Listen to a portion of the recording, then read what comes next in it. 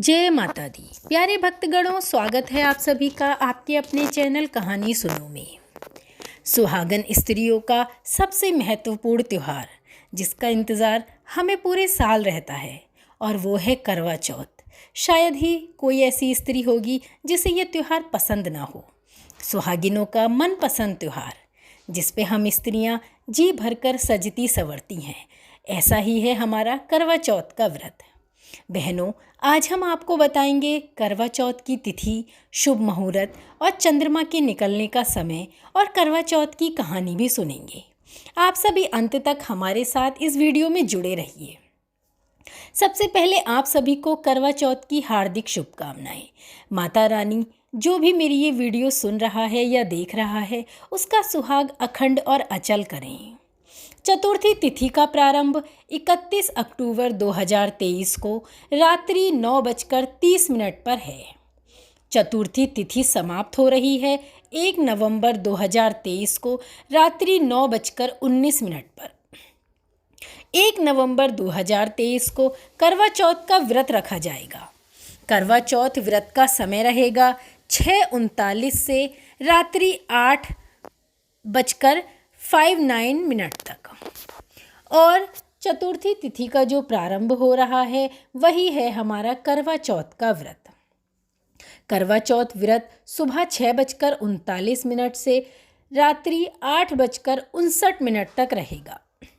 और करवा चौथ के दिन चंद्रमा के निकलने का समय, चंद्रोदय का समय 8:59 पर है।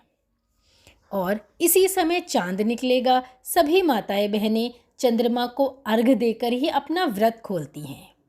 करवा चौथ के दिन सूर्योदय से पूर्व ही उठकर स्नान कर वस्त्र पहने, स्वच्छ सुंदर चमकीले वस्त्र पहने और पूर्ण श्रृंगार करें, जैसा कि माता रानी ने आपको आशीर्वाद दिया है अखंड सौभाग्य का।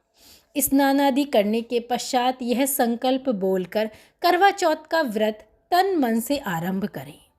माँ जगत जननी गौरा का पूरे दिन ध्यान करें। व्रत के दिन निर्जला रहें, यानी आप जलपान ना करें। प्रातः पूजा के समय इस मंत्र के जप से व्रत प्रारंभ करें। मम सुख सौभाग्ये पुत्र पौत्रादि सुस्थिर श्री प्राप्तये करम चतुर्थी व्रतमहम करिष्यसे। ओम नमः शिवाय, ओम नमः शिवाय। शाम के समय माँ पार्वती की प्रतिमा की गोद में श्री गणेश जी को विराजमान कर उन्हें बालू अथवा सफ़ेद मिट्टी की वेदी, लकड़ी के आसार पर शिव पार्वती, कार्तिकेय, गणेश और चंद्रमा की स्थापना करें। मूर्ति के अभाव में सुपारी का नाड़ा बांधकर देवता की भावना करके स्थापित करें। इसके बाद माँ पार्वती का सुहाग सामग्री अर्पण करें और माँ से प्रार्थना करें कि माँ, मैंने आज अपने पति के लिए करवा चौथ का व्रत रखा है। माँ, मेरा ये व्रत अपने चरणों में स्वीकार करके मेरे पति को अचल और अखंड बनाना, मेरा सुहाग अटल रहे, मेरा सोले श्रृंगार हमेशा बना रहे। माँ, एक लोटा, एक वस्त्र, एक विशेष करवा दक्षिणा के रूप में अर्पित करें।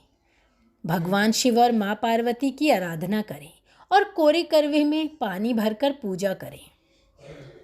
चलिए अब सुनते हैं करवा चौथ की व्रत कथा। बहनों, करवा चौथ पर व्रतियों को करवा माता की कथा सुनना या पढ़ना अति आवश्यक होता है।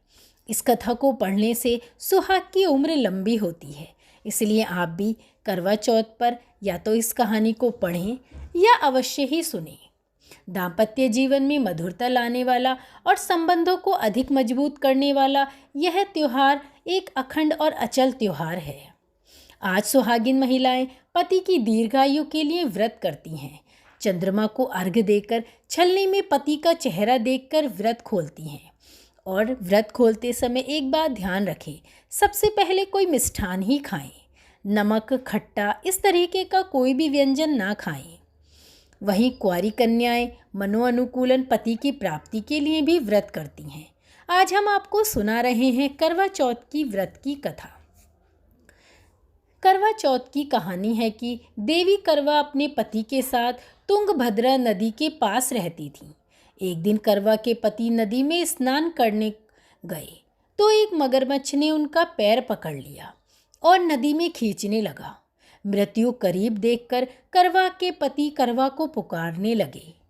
करवा दौड़कर नदी के पास पहुंची और पति को मृत्यु के मुंह में ले जाते मगर को देखा। करवा ने तुरंत एक कच्चा धागा लेकर मगरमच्छ को एक पेड़ से बांध दिया। करवा के सतीत्व के कारण मगरमच्छ कच्चे धागे में ऐसा बंधा कि टस से मस होने की उसकी हिम्मत ना हुई। करवा के पति और मगरमच्छ दोनों के प्राण संकट में फंस गए। करवा ने यमराज को पुकारा और अपने पति को जीवन दान देने और मगरमच्छ को मृत्युदंड देने के लिए कहा। यमराज ने कहा, मैं ऐसा नहीं कर सकता क्योंकि अभी मगरमच्छ की आयु शेष है और तुम्हारे पति की आयु पूरी हो चुकी है। क्रोधित होकर करवा ने यमराज से कहा, अगर आपने ऐसा नहीं किया तो मैं आपको श्राप दे दूंगी। सती के श्राप से भयभीत होकर यमराज ने तुरंत मगरमच्छ को यमलोक भेज दिया और करवा के पति को एक नया जीवन दान दिया। इसलिए करवा चौथ के व्रत में सुहागन स्त्रियां करवा माता से प्रार्थना करती हैं, हे करवा माता, जैसे आपने अपने पति को मृत्यु के मुंह से वापस निकाला वैसे ही मेरे सुहाग की भी रक्षा करना। करवा माता की तरह सावित्री ने भी कच्चे धागे से अपने पति को वटवृक्ष के नीचे लपेट कर रख रखा था। कच्चे धागे में लिपटा प्रेम और विश्वास ऐसा ही था कि यमराज सावित्री के पति के प्राण अपने साथ लेकर ही ना जा सके। सावित्री के पति के प्राण को यमराज को लौटाना ही पड़ा और सावित्री को वरदान देना पड़ा कि उनका सुहाग हमेशा बना रहेगा और दोनों लंबे समय तक साथ रहेंगे। तो एक पतिव्रता स्त्री की यही महिमा होती है।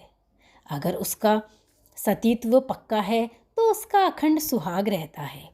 माँ जगत जननी उन सभी माताओं बहनों को जो मेरी ये कहानी सुन रही हैं, पढ़ रही हैं और आज जिन्होंने करवा चौथ का व्रत रखा है, सभी को अखंड और अचल सुहाग दें। मेरी सभी माताएं बहनें सुहागन रहें, सदा सुहागन रहें। जय हो माँ करवा की जय, माँ गौरा की जय।